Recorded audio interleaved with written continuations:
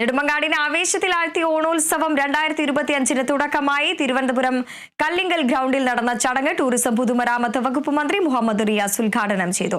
വിദ്യാഭ്യാസ മന്ത്രി വി ശിവൻകുട്ടി, നടനും സംവിധായകനുമായ ബേസിൽ ജോസഫ് എന്നിവർ മുഖ്യാതിഥികളായി. ഭക്ഷ്യമന്ത്രി GR അനിൽ അധ്യക്ഷനായി. സംസ്ഥാന സർക്കാരും നെടുമങ്ങാട് നഗരസഭയും സംയുക്തമായാണ് ഓണാഘോഷം സംഘടിപ്പിച്ചത്. എല്ലാ മേഖലയിലും നെടുമങ്ങാട് വികസനത്തിന്റെ പാതയിലാണെന്ന് ഭക്ഷ്യ സിവിൽ സപ്ലൈസ് വകുപ്പ് മന്ത്രി GR അനിൽ പറഞ്ഞു. നെടുമങ്ങാട് ആശുപത്രിയിൽ 6 നിലകളുള്ള പുതിയ കെട്ടിടത്തിന്റെ ടെൻഡർ നടപടികൾ ആരംഭിച്ചതായും മന്ത്രി അറിയിച്ചു.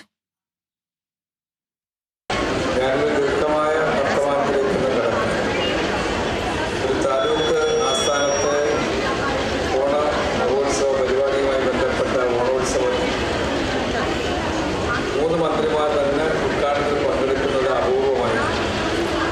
രണ്ടുപേർ നമ്മുടെ ഏറ്റവും വിശിഷ്ടരായ 2 മന്ത്രിമാരെയാണ് നമ്മൾ ഇന്ന് ഇതിൽ പങ്കെടുക്കുന്നത്.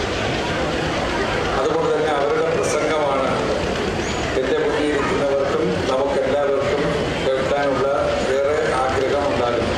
അതുകൊണ്ട് ഞാൻ അതിലേക്കൊന്നും കിടക്കുന്നു. സംസ്ഥാന സർക്കാരും ടൂറിസം വകുപ്പും നെടുമങ്ങാട് നഗരസഭയും സംയുക്തമായി സംഘടിപ്പിക്കുന്ന ഓണോത്സവം